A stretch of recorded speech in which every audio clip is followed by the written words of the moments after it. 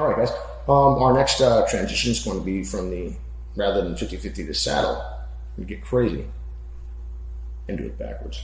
So I can buy out. So whether we have, ideally in the saddle, of course, you're playing both legs just to make sure, and again, you can control this any number of different ways. This stuff doesn't work in fighting very well because Adam has a free hand and will chin you. It doesn't mean that you can't do it, and it doesn't mean that sometimes the other guy's not a moron who doesn't realize he can punch you. However, it's a significant risk, and you might be shocked by just how one of those, even seated from your butt, can change things if it hits you squarely.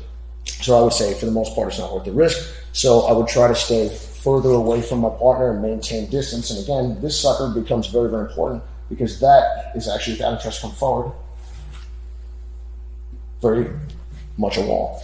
You also get the ancillary benefit of it tending to hit him in the nuts as he comes forward. That discourages people a lot too. But anyway, the problem that you'll encounter sometimes in the saddle is that when you get to the inside heel hook, and obviously people are great at following it. They control the heel, they control the toes, they're doing good stuff there. But if this knee starts to turn, I start to lose him. Again, look at where he's taking his toes. He's pointing them and he's putting them that way. Of course, again, the means of following this, doing all the stuff, rolling underneath, but one excellent way to follow and a good way to beat their knee to the floor is simply to take your inside leg, and rather than having it here where his knee might make it through the hole between my legs and out, or here, if we come back for a moment, please. As we go, I'm going to cut him off with the 50-50. So we're in saddle, I move this thing one way or another, or we adjust, and we feel like, hey, we've got this guy. One way or another, I feel like it's time to attack and address the foot, but maybe whether I miss my grip, or I don't have the luxury of taking a great period of time here because it's a fight context, Adam starts to go that way. We cut him off with the 50-50.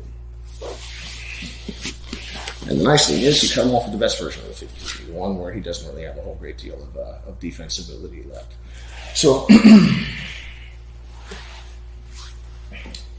I try to give him the saddle. He's jarring on the spot. I'm like, I wrap it with my elbow, transition my foot, and I'm already there. So what I'm really trying to do is put myself between him and the floor so that he's not able to use the floor to scrape me off or able to get in great contact with the ground and build like a solid structure. There are other ways, of course, to deal with this position. You'll see people holding, doing all sorts of stuff to prevent this person from turning. In this case, I'm saying, hey, I don't even need to prevent him. He goes, I go. And then because it's 50-50, you're able to just drop it, elbow back, and finish in the backside.